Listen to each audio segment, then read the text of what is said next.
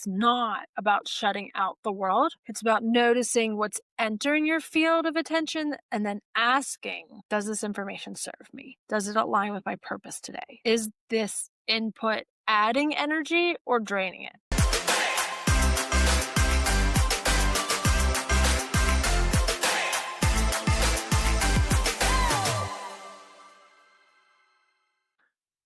Hi, everyone. It's your host, Dr. Elizabeth Cook, and I welcome you back to another episode of Integrated Being. Today, I want to talk about something that I believe every one of us is experiencing daily, and it's the constant flood of information, emails, opinions, posts, news, just advice from family and friends. And sheepishly, I have been binging on the series of Downton Abbey. So it has me thinking a lot about, just the idea of what if you didn't have access to all of this information in this rapid space. And I think it's the 5th season, they introduced the idea of the wireless. So introducing the radio. And anyway, also being a mother of 6 and just aware that not only am I being bombarded with this information, but so are my 6 littles. And how do I, educate, inform them as myself in an era where we can access almost anything at a single swipe? Knowing that access doesn't equal awareness. And I think this is really true in the energy industry that I'm supporting and a part of, and really advocating around the idea of educating the gaps of knowledge that is happening during this transformational time. So how do we stay centered and focused in a world that's been designed to pull us in 1,000 directions? So I wanted to explore that idea today. How can we develop the skill? My son made a comment that he speaks fastly. Is that a word? As I know I do. So I'm going to try to speak a little bit slower. If you've been listening, let me know if I've been able to. But I want to explore the idea today. How can we develop the skill of identifying the signal amid all the noise? Because truly your focus, your purpose, and your day-to-day energy depend upon it. And let's be honest, some of us may wake up overstimulated before our feet even hit the floor. We have a compulsion, and if you don't have this habit, kudos to you, but checking your text messages, maybe glancing at the headlines, or hopefully not scrolling through social media. We've explored many potentially worlds before even having your first cup of coffee. So we're just exposed to more data, or we have an opportunity to, in a single morning, than probably our grandparents possessed in a week. And so while it feels like we're staying informed, what's really happening is truly fragmented. And our minds, and I know I feel this, maybe it's my age, but becomes full but not focused. So I'm finding continuously about the space, right? The pause, the space between your breath in and your breath out. Something as simple as that, but just awareness with a pause. And so it's not about shutting out the world.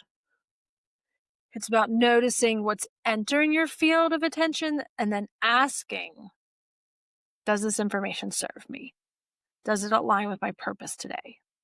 Is this input adding energy or draining it? And I think I might just be speaking to myself on ways to share with my children, because I'm finding I only have 15, 45 seconds, even at family dinner. There's so much to talk about. Even at tuck-in, stay light, reading a book, whispering I love yous, giving hugs. So, finding that time to educate and inform about what is entering your field of focus. Is there areas that maybe they've come upon and they need an outlet to express or understand, does this serve them? Does it serve our family? Does it serve our community? Does it align with our values? What we want to contribute, how we want to help? Asking those questions, something to think about. And then there's the other skill of discernment. It's a word. And discernment is a muscle. Like any muscle, it's strengthened with intentional use. So each time you choose to step away from the noise, to take a walk, to do a breath, maybe journal, you are practicing discernment. So I wanted to share, you know, a bit of a framework that I personally use, um, and that I work out like a muscle. Some days are easier than others. So being aware, finding a rhythm, understanding the external forces that may make some days easier or harder others. So it's really the first framework, number one, in regards to the skill of discernment, is observe without reacting.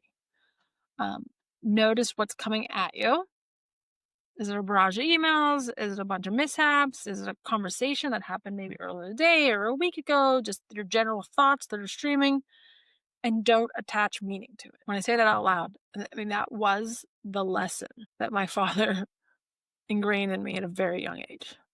And there's so much power that's held in there, and so much clarity has been provided to me by practicing that skill. Not saying I'm perfect, but the awareness of that.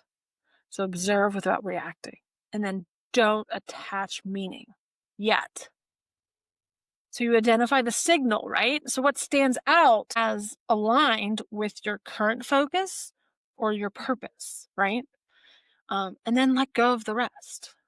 Noise will be noise, but it doesn't need to occupy your inner landscape. And so that is as small as, feeling the emotional ride in the morning when the morning doesn't go as well, all the way to, reacting to the world events, you know, understanding where you can contribute and where your space is to help, and getting very granular with that is important. And I kind of share that from an example of, I went through a coaching course on really identifying the purpose of my business and what are my goals, and then really the audience. And I think that's an exercise of life, because if you try to help everyone, you help no one. But if you can, speak to that one perfect member, you can help one. And so by being pulled in all of the directions and just having no grasp of how to help one, really limits your ability to help at all. So something to think about. So the whole idea of understanding where you are positioned, what you can contribute, and then how you can focus on that and let everything go really allows you to no longer get swept away by the current. You're steering that ship, you know, very powerful. And on a lighter note, an example is really, and I actually share this not as a maybe I need to learn how to sell, but on my website I have a product that I called Essentially Simple. And it truly started out as a small experiment. It was a realization. It was 2012. I was in Japan for work. And at the time, I was in my late 20s and I had adult acne.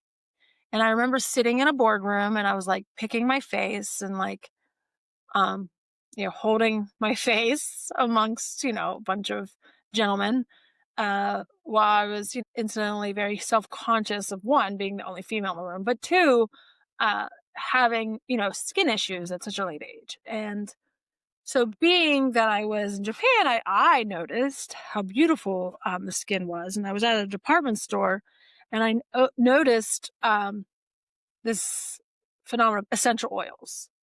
So I became really obsessed on trying to identify how can I heal my skin? Like, is this where my skin should be at the age of 28 with 4 children?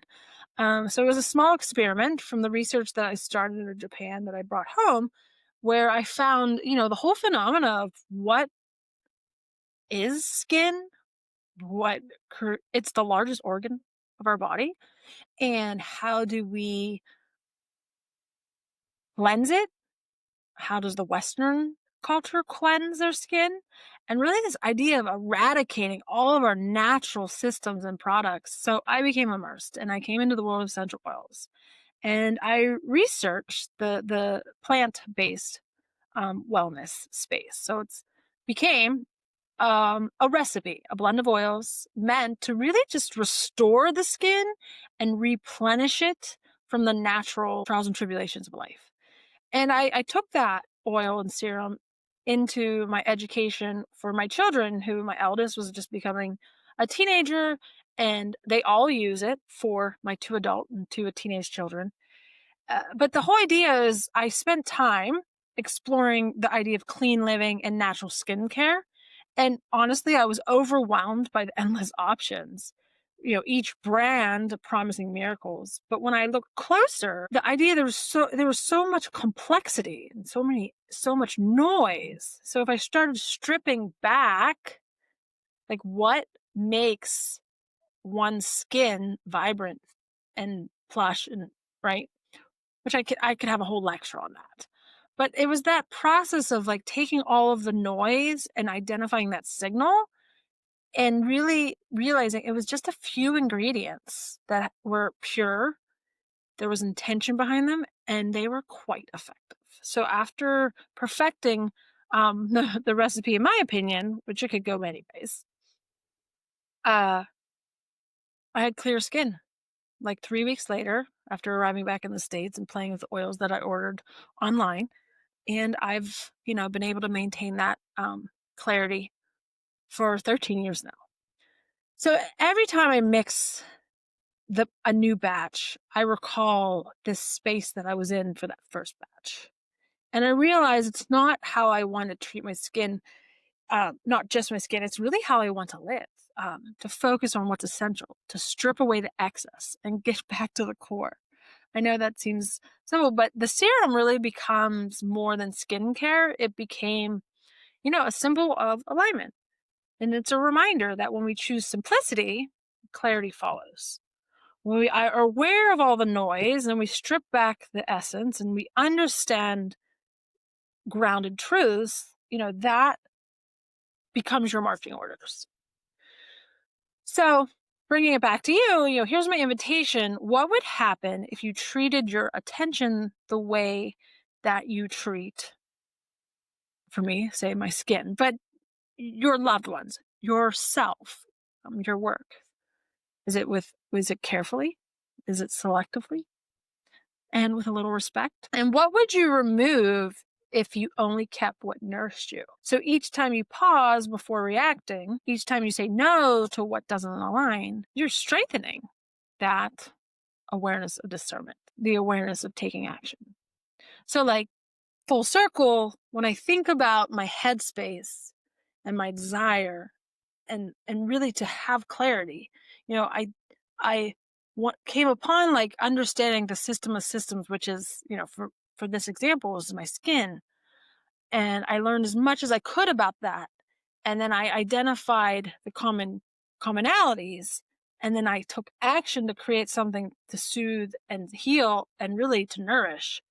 And so, is that a way that we can step into almost all dynamics of our life? So focusing on what matters to you, your purpose, your values, and the energy you bring in every day.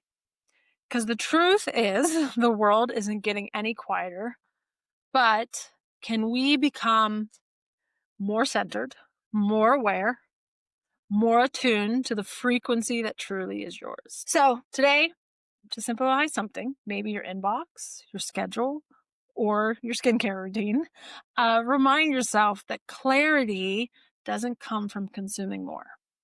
It comes from returning to what's essential. I'll see you, or I will be engaged with you next time on the Integrated Being. And until then, stay grounded, stay curious, And remember, your awareness is our greatest form of power.